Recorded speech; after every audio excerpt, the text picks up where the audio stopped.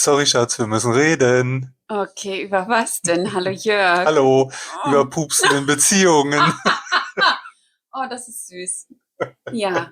Oh, und Könnt ihr euch, genau, könnt ihr euch erinnern, wann ihr erstmal gepupst habt, nachdem ihr mit jemandem zusammen wart? Ich oh. finde das Thema so witzig. Und es geht ja genau, da geht es ja nicht nur um Pupse, sondern es geht ja auch um, oh, guck mal, wie du da liegst. Ich sehe deine Falten unter deinem Kinn. Ey, sag, oder guck mal hier, meine Arme wackeln, du Arsch. So. Ja, das passiert erst, wenn man alt wird. Hm. Ähm, Nein, es geht nee. grundsätzlich darum, ab wann oder was passiert, dass man sich so gehen lässt. Lässt man sich gehen? Keine Ahnung, ich weiß nicht. Was ist deine eigentliche Frage? Ich fand es nur gerade so witzig, fiel mir gerade so ein. Weil du gerade gepupst hast. Ja, weil ich gepupst habe und weil du einen Spitznamen hast, der Fresse. Fresse heißt. Nee, okay. Ja, es gibt ja so eine Phase am Anfang der Beziehung, ist es ja so, bloß nicht pupsen, bloß nicht Zeigen, dass man auf Klo zeigen wir auf Klo, muss. genau, Genau, bloß essen geht gar Fenster nicht. aufmachen. Genau, und irgendwann kommt so der vertraute Punkt, wo man, ich glaube, nicht gehen lässt, sondern vertrauter miteinander ist. Ist das ist der Punkt, wo man dann übers Heiraten nachdenken kann? Weiß ich nicht, ob man dann, wenn man voreinander Hm. pupst, heiraten sollte. Ich glaube, da sind noch andere Sachen, die wichtig sind.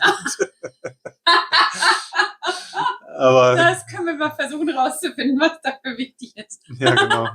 Aber generell ist ja trotzdem, ist eher die Frage nicht, wann pupst ihr voreinander voll, sondern man hat ja das Vertrauen, sich anders zu zeigen, glaube ich. Ich glaube, das ist es dann am ersten, so abzuchecken, wer ist denn da vor mir und wie kann ich mich gegenüber dieser Person dann offener zeigen. Weil da sind ja Körpersachen, die einfach passieren, weißt Ja, du? genau. Meine erste Erfahrung mit dir an der Stelle ist, du nimmst ja ein Spray für Asthma und du hast eine niedliche Art und Weise, dieses Spray zu dir zu nehmen und du bist dir dessen bewusst, dass das wohl für jemanden, der das nicht kennt, irritierend aussehen könnte. Das heißt, als wir uns kennengelernt haben, und du machst es ja jeden Abend und jeden Morgen, als wir uns kennengelernt haben, hast du dich immer hinter das Regal verzogen, also hinter den Raumtrenner, den ich hatte, das Mhm. war bei uns ein Regal, hast du dich immer dahinter verzogen, damit ich das ja nicht sehe, wie du dieses Spray benutzt. Und ich habe immer zu dir gesagt,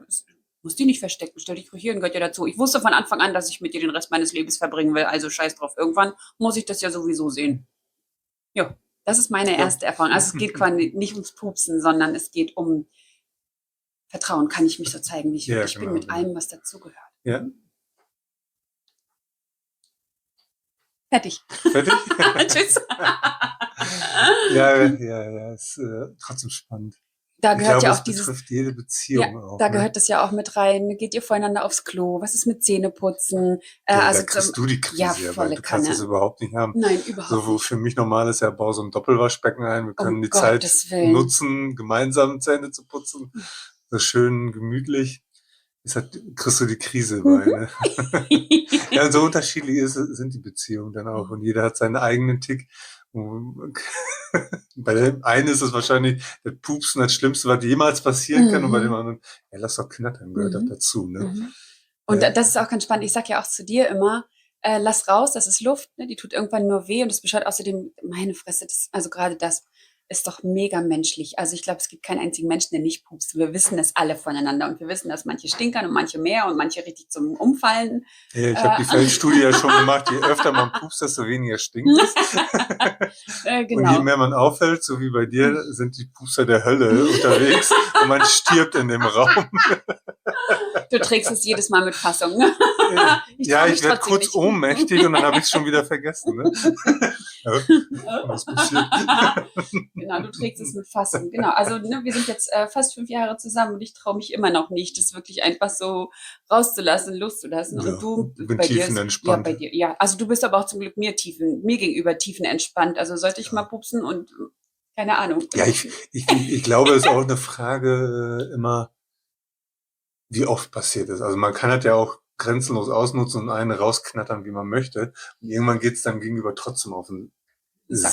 Sack oder findet es unangenehm, weil es irgendwann dann doch nicht mehr so passt.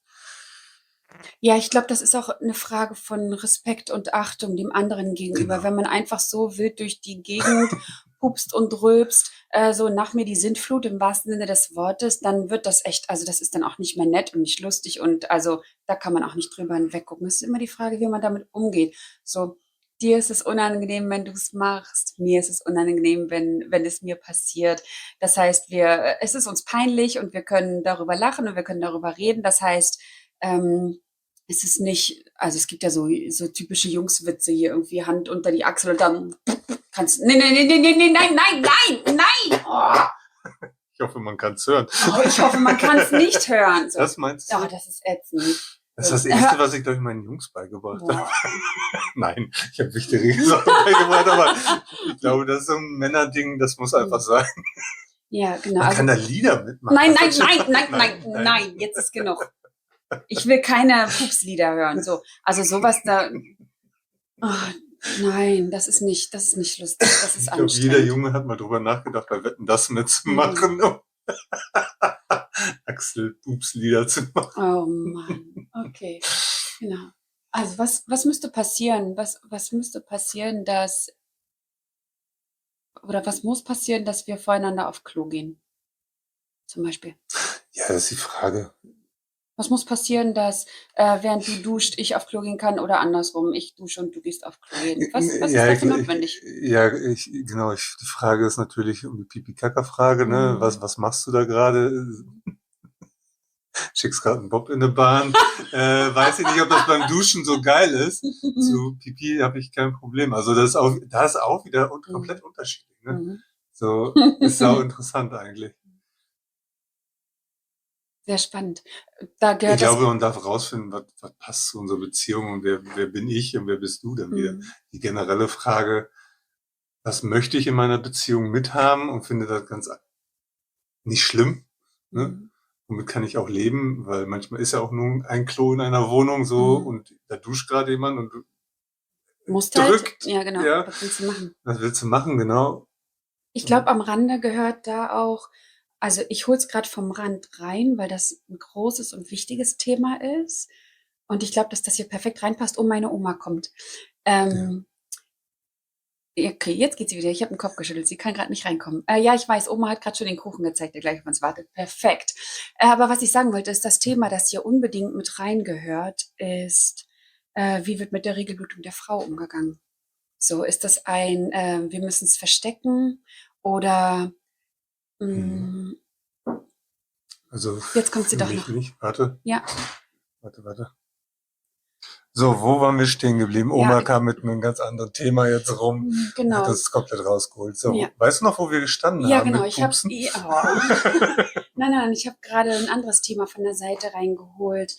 Wie wird über die Regelblutung der Frau gesprochen Ach so, ja. innerhalb der Beziehung? Ich kann dir sagen, dass ich habe es gerade erst wieder bei Social Media gelesen, so meine Generation jetzt ist die erste Generation, die wirklich darüber spricht. Also sowohl über, oh, Entschuldigung, jetzt, ich habe Wasser getrunken. Wir sind die erste Generation, die sprechen über Sex, über Lust, über Kinder und Nervigkeit von Kindern. Wir sind die erste Generation, die darüber spricht, dass wir müde sind von Arbeit und Kindern. Wir sind die erste Generation, die über Blutung spricht. Wir sind die erste Generation, die über Wechseljahre spricht. Das, was daran super interessant ist, ist, dass wenn man sich mal mit jemandem unterhält, oder ich lese es jetzt halt viel bei Social Media, die Leute schreiben alle oder die Frauen schreiben alle, so ja, kenne ich auch, ja, kenne ich auch, ja, kenne ich auch. Das heißt, wir kennen es alle. Ja. Von unseren Eltern haben wir aber noch Wurde gelernt. nicht medial gemacht. Ja, Also, von unseren Eltern, also selbst ne, Oma und Großmutter, als ich meine erste Regel bekommen habe, so ja, jetzt kannst du Kinder kriegen. Ja, super. Ich weiß noch nicht mal, was Sex ist, aber schön, dass ich jetzt weiß, dass ich jetzt Kinder kriegen kann. Das war alles, was dazu gesagt wurde. Und dementsprechend, das war auch immer, du siehst es ja auch in der Werbung, es geht immer darum, solche natürlichen, körperlichen Dinge zu verstecken. Also Tampons sind nicht zu sehen und es gab ja auch irgendwie mal... Nein, die sind ja auch in dir drin. Ja, ist gut, dass wir die nicht sehen können. Genau. Binden sollen möglichst alles aufsaugen, damit ja nichts irgendwie in Schlüppi kommt. Ja, ist und auch richtig, genau. Ja. Ist ein Hygieneding, klar. Genau. Und ich erinnere mich daran, war das bei der Höhle der Löwen oder so? Irgendwie gab es mal zwei Männer, die auf die Idee kamen, ich glaube, die nannten sich Pinky Gloves, rosafarbene Handschuhe so oder so ein Tütchen, das du als Handschuh anziehen konntest, damit du dann da dein Tampon reinmachen konntest oder deine Binde, um das dann mit rosa Handschuhen quasi in den Mülleimer zu stecken, damit die Männer sich da nicht drüber echauffieren, dass die Frau ja blutet und davon was zu sehen ist. Okay. So, also Keine crazy. Ahnung. Und also am Ende, Okay. ich möchte dieses Thema gerne von der Seite mit reinholen, weil das ja auch dazu gehört, mh, wie wir über die Natürlichkeit des Körpers zu Hause sprechen können, in der Beziehung sprechen können, ist das ein Thema. Und ich kann sagen, ich kann dir das sagen, so, wenn ich gerade wieder mit meinem Scheiß Probleme habe oder wie auch immer. Naja, ist ja wichtig. Wenn ich weiß, wann du deine Tage hast, Mhm. kann ich mich auch emotional drauf stellen, dass du Mhm. gerade nicht an ein paar Stellen verfügbar bist. Ich Ja, glaube, so kann man es am besten sagen. Und ja, gut ist es ja, ne, dich zu tracken, zu wissen, wann flippst du aus, wann bist du lieb, wann ja, bist du wieder garstig. So, du bist ja dem Zyklus. unterworfen. Ja, das nicht, das ist das Falsche, aber er beeinflusst Ja, dich. sehr. Ne, er beeinflusst dich. Du kannst es immer noch handhaben mit Verstand, aber Mhm. trotzdem, der ist sehr gut, da offen mit dieser Thematik umzugehen, damit man vorgewarnt ist, Mhm. unter anderem zu wissen, okay, wo steckst du überhaupt? Ja, Wie geht's dir denn gerade ja. überhaupt? Und wenn du gerade Meine Ausflipphase zum deine Beispiel. Tage oder deine Ausflipphase hast, ist Ja, es ja wichtig für mich gegenüber zu wissen, ja, bin ja, da mal weg. Oder was auch immer ja, euer ist ja. quasi, für uns ist ja, wir unterhalten uns und er ist dann halt so. Aber manche brauchen ja auch dann den Abstand dazu. Mhm. Ne? Und dann finde ich es immer ganz spannend. Also ich höre genau, wie die Leute gerade reden, die diesen Podcast hier hören. Echt? Hast du dich mal darauf untersuchen Ja, lassen, ja, wenn du genau. so Stimmen hörst? Die einen sagen so jetzt, ah ja, was soll denn der Scheiß und so und warum muss ich denn das meinem Partner sagen und blablabla, warum muss ich den denn vorwarnen? Du hast gerade das schöne Wort genommen. Boah, ich denke dann immer an der Stelle, Mensch, Mädel, entspann dich doch mal. Wir Jetzt, wollen doch in einer Beziehung da miteinander geht's sein ja und es ist drum, doch wie geht's dir ja, und überhaupt, es ist ne? doch nur fair und nett, wenn ich dir sage, wo ich gerade stehe, wie ich mich gerade fühle, damit, weil, also ich bin nun mal eine laute Person und ich bin in meinen Gefühlen, auch die sind krass groß da und ich lebe die immer aus. Und wenn ich dich nicht mitnehme und dir sage, wo ich mich gerade befinde, dann musst du ja ständig hin und her hüpfen. So, wo es Ja jetzt klar. wieder, du bist jeden Tag in Hab-Acht-Stellung, ist doch Nein, alles scheiße. gut. Ich bin voll dafür, das viel mehr auszuleben. Also ich find's auch berufstechnisch völlig beschissen, dass es dafür nichts für Frauen gibt. Hm. Also bin da ein Befürworter. Also ob du jetzt gerade, weil du deine Regel hast, Kopfschmerzen bekommst, Migräne und trotzdem einen verantwortungsvollen Job mal eben kurz anhalten musst, weil du gerade Migräne bekommen hast. Oder halt. Hm. So, fuck, wo sind wir da falsch abgebogen, zu sagen, wir hören mal nicht darauf, was der Zyklus bei dir Hm. sagt. Oder die Wechseljahre Oder habe die ich gerade Wechseljahre auch, gelesen. ne? Aber ich Äh, finde es so interessant. War das nicht letztens noch in der Politik von der, wie heißt die? Die von der Linken, die Heidi Reichelig. Reichelt, Reichelig. Reichnig, die hatte doch mit Kopfschmerzen und Migräne in irgendeine Talkshow zu tun und da wurde ja richtig drüber hergezogen. Ey, sorry Jungs, kommt mal klar, die Frau hat halt Migräne.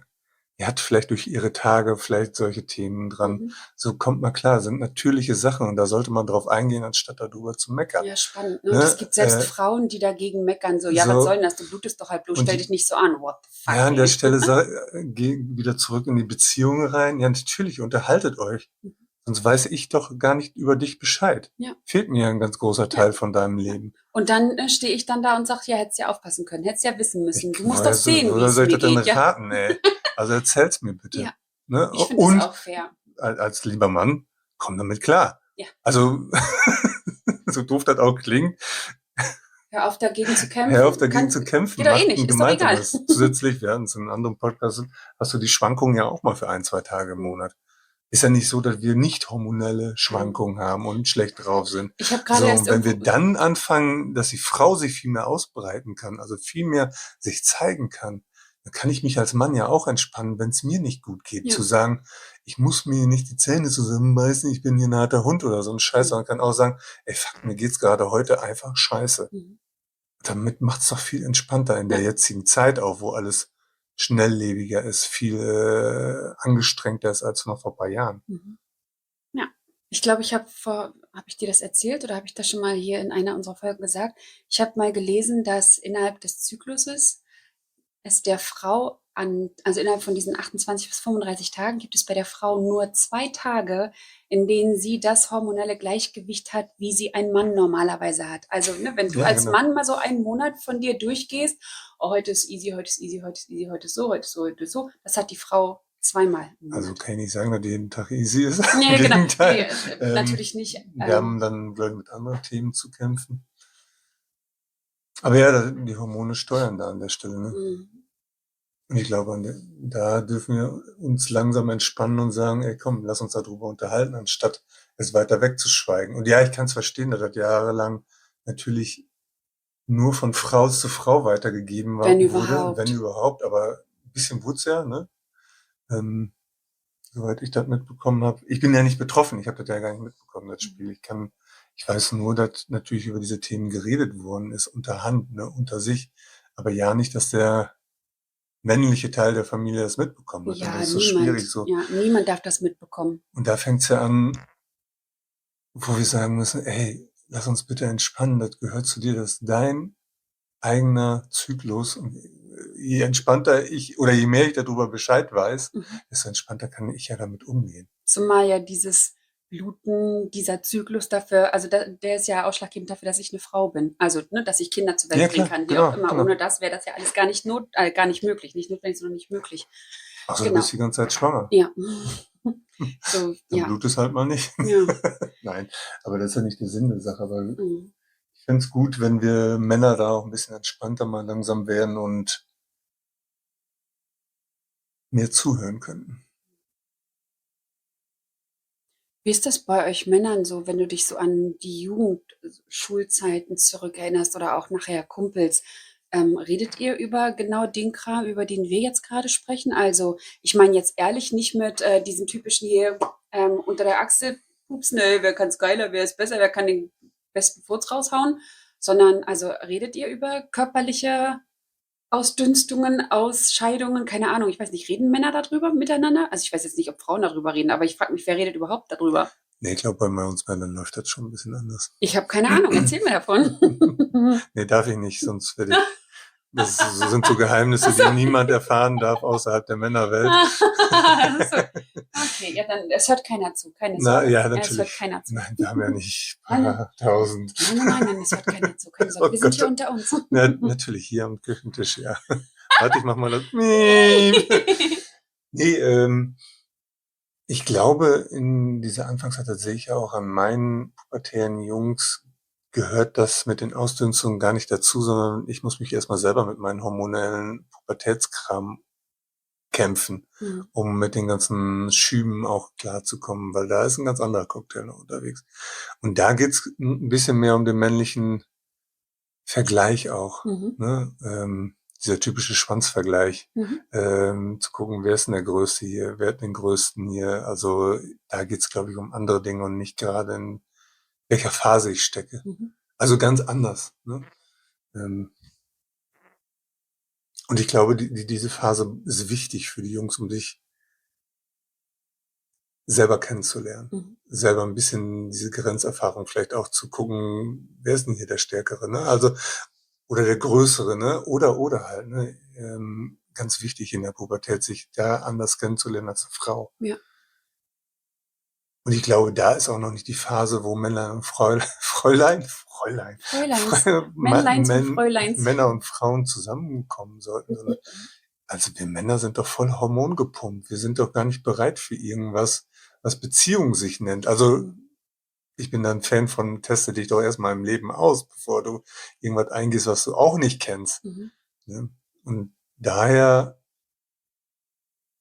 glaube ich, ist es wichtig, darüber zu sprechen, aber in der Beziehung erst später reinzunehmen. Mhm. Also später, wenn man mal reif dafür ist, auch über solche wichtigen Themen zu sprechen, weil in der Pubertät vergiss es. Mhm.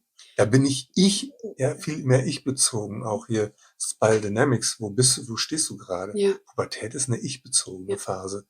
Und genau in dieser Phase brauche ich auch mein Ich, wenn ich aus der Pubertät irgendwann mit 25 bis, keine Ahnung, Männer nie.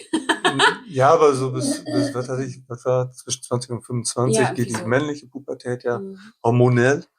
Und wenn ich überlege, bis 25 stecke ich da drin, kommt die Wir-Phase erst danach. Das heißt, ich bin danach erst überhaupt für eine Beziehung wirklich offen und bereit als Mann, hormonell gesehen. Mhm. Und Ausnahmen dann, bestätigen die Regel ja, natürlich. natürlich, gar keine Frage. Bei uns zu Aber ab Hause da, habe ich bemerkt, dass die Pubertät anfängt, egal ob Männlein oder Weiblein. Vielleicht kennst du das von dir auch, bei dir auch, dass meine Kinder sich zurückgezogen haben und gesagt haben, aufs Klo, also anziehen, ne, so Schlafanzug anziehen oder sowas, ging ausschließlich im Bad. hm, Und es durfte keiner mehr ins Bad reinkommen. Also da habe ich genau, dieses gemerkt, dass es dann Schamgefühl ist da. ganz genau Ja, dieses Schamgefühl kommt da rein. Da gehört ja auch all das wieder dazu, worüber wir gerade schon ja. gesprochen haben, dass Aber man das, über körperliche hm, Ausdünstungen und körperliche Aktivitäten quasi hm. nicht redet, weil da mit der Pubertät die Scham halt einfach dazu Aber ich kommt. weiß nicht, ob, genau, da ist die Scham drin und ich muss mich erstmal selber kennenlernen. Mhm. Was soll ich mit dir darüber reden? Mhm. Natürlich für dich als Frau auch wichtig, trotzdem mal gehört zu haben. Aber generell mache ich das doch erstmal mit mir selber aus, ne? Ob's Junge oder Frau ist. Mhm. Mädchen. Junge oder Mädchen, genau. Genau. Ja, von daher, ich glaube, je reifer man in einer Beziehung wird, desto offener kann man dann auch irgendwann miteinander über solche Themen reden. Ist es Also leicht? Entwicklung an der Stelle, ne? Ich hatte gerade Spiral Dynamics schon erwähnt und genau, wenn ich diese Entwicklungsphasen komme, da kann ich es ja ein bisschen hermachen. Wann werde ich denn langsam bereit für solche Themen? Ich muss es wissen, vorher schon, Mhm. natürlich, ne? Auch als Mann muss ich natürlich gewisse Grenzen und Sachen wissen, aber ich muss mich erstmal selber kennenlernen, Ich-Phase, um dann irgendwann wirklich 'ne Wir rausmachen zu Mhm. können als Partnerschaft. Ja. Ist es leichter, in einer Beziehung über Sex zu reden, als übers Pupsen? Ich kann über beides reden. Weiß ich nicht. Könntest du dir vorstellen, dass es leichter ist? Also über welches Thema ist es wohl einfacher zu sprechen in einer Pupsen, Beziehung? Sex mache ich ja. Dieses Augenverdrehen. Ähm, ich glaube, der Sex wird eher drüber gesprochen, weil es ein wichtiger Bestandteil am Anfang einer Beziehung auch ist, Mhm.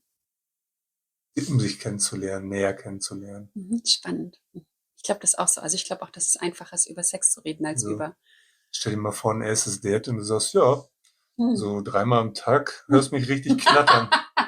Habe ich rausgefunden.“ Ich Ich brauche weiß nicht, das. ob das nicht so ein Beziehungskiller am Anfang sein könnte. Interessant, genau. Und jetzt stell dir mal vor, du würdest sagen, am Anfang einer Beziehung beim ersten Date oder so, ja, so dreimal am Tag Sex brauche ich schon. So habe ich für mich Das ist doch rausgefunden. ehrlich. Ja, aber das dreimal am Tag pupsen wäre doch auch ehrlich. Ja, ich weiß. Mhm, interessant. Aber ich glaube, dass das Bedürfnis nach Sex ein anderes Bedürfnis als zu pupsen. Weil Pupsen kann ich alleine machen. Sex kann ich auch alleine, Ja, aber man siehst nicht. du. Man kann auch zu zweit Ja, ja, super erstes Date. Hast Bock auch zu knattern? Ja. Genau, lass uns mal gucken, ob wir zusammenpassen. Ja, genau. Mhm. Ja, ich glaube, der Sexpunkt, um sich nah zu sein, ist der wichtigere Punkt in dem Mhm. Moment. Weil alles andere in der Beziehung folgt ja dann mal irgendwann. Mhm. Ah ja, so spätestens zum dritten Date zu wissen, okay, was für einen Klogang hast du und wie viel Pups am Tag. Ich glaube, das ist erst, wenn man sich wirklich kennengelernt hat, mit allen seinen Facetten, wichtig dann zu sagen, Ich glaube, da passt darüber das zu auch reden. rein mit dem Schnarchen. So, also wenn ich zum Beispiel Das bei haben wir den früher ersten mit, Dates, ne? ja, wenn ich bei den ersten Dates gewusst hätte, wer schnarcht, wer nicht schnarcht, so, dann wäre es wahrscheinlich nie zu einer Beziehung gekommen mit jemandem, der geschnarcht hat. So, da wäre, also weil ich mit Schnarchen wirklich überhaupt nichts anfangen kann.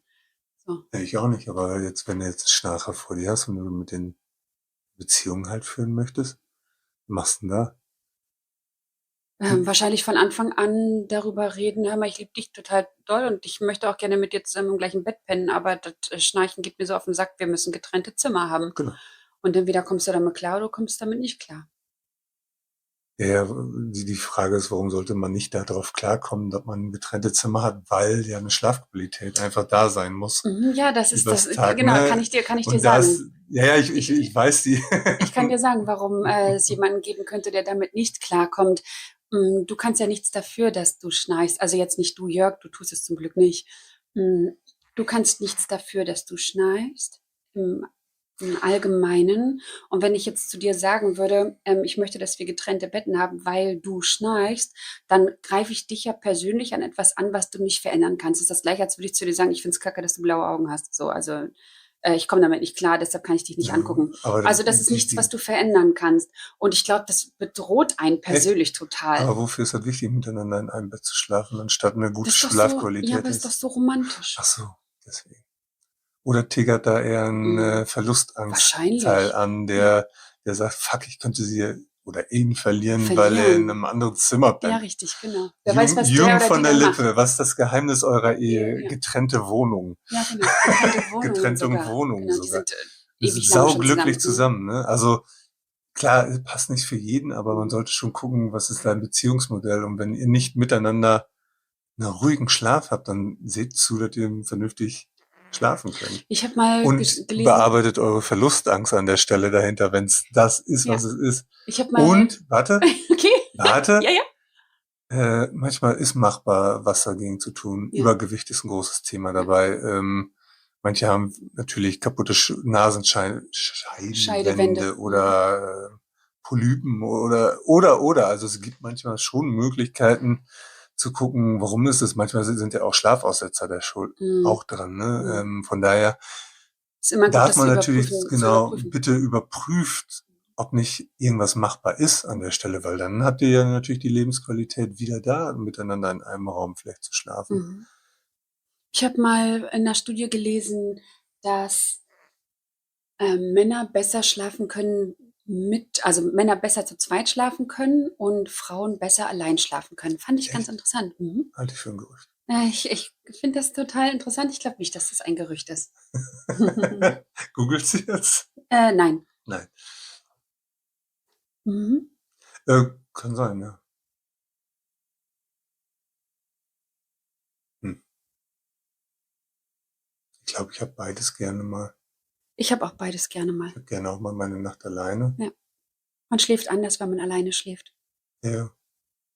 Obwohl ich mich jetzt nicht mehr so beschweren kann. Also achtet bitte auch auf eure Bettgrößen. So ein 1,80 bis 2 Meter Bett ist dann doch schon deutlich geiler für die Schlafqualität. Das kann ich gerade sagen.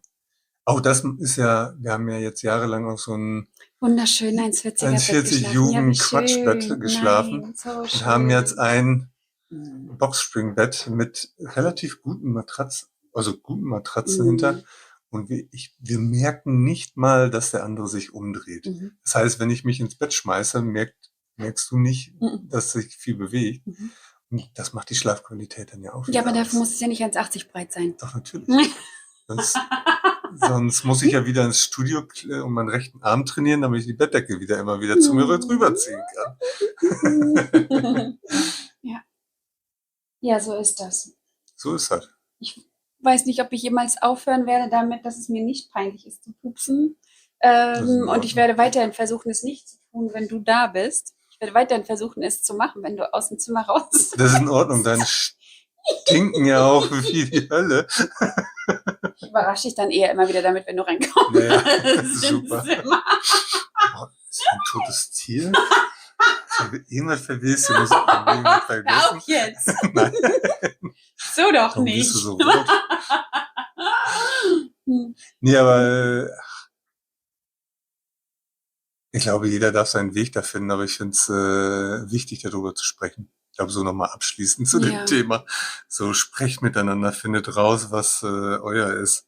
Und es darf auch, Und auch also hinterfragt euch, warum es euch vielleicht wirklich peinlich ist oder Ja. was da wirklich hintersteht, hinter diesen, das macht man ja nicht. Ja, natürlich nicht. ja, genau. Perfekt. So, jetzt, wir können auf keinen Fall in dieses wunderschöne Wochenende gehen, ohne heute einen Kuchen zu essen. Deshalb, ne, das macht man nicht. Wir werden jetzt den leckeren Oma-Kuchen futtern. Ja, Käfken raus. Ja, unbedingt. In Dann diesem Sinne, schönes ab ins Wochenende. Bye, bye. Ciao.